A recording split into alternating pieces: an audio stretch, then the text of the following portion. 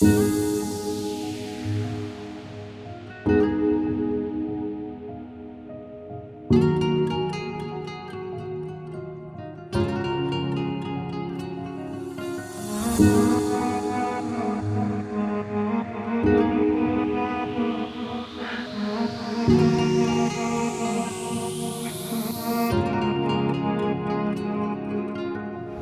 gece oldu saymayı bıraktım.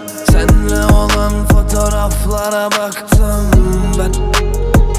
Sonra yaktım attım ama yetmedi. Hala bir nefret var içimde. Vazgeçemiyorum, gidiyor gücüme. Tek başıma bu hüzünle yaşamaya devam. Ama ne yapayım ben? Söyle ne yapayım ben? Gece sokak lambası gibi yanıyorum sensiz ben. Bekledim gelmedi kimse yardıma. Düşmüşler kurt gibi benim ardıma. Görürüz seni de bu yangınlar yazılsa alnına. Çek git, yoruldun madem.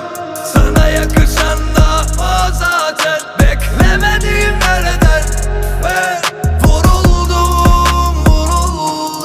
Hadi git, yoruldun madem. Sana yakışan da o zaten. Beklemediğim nereden ve vuruldum.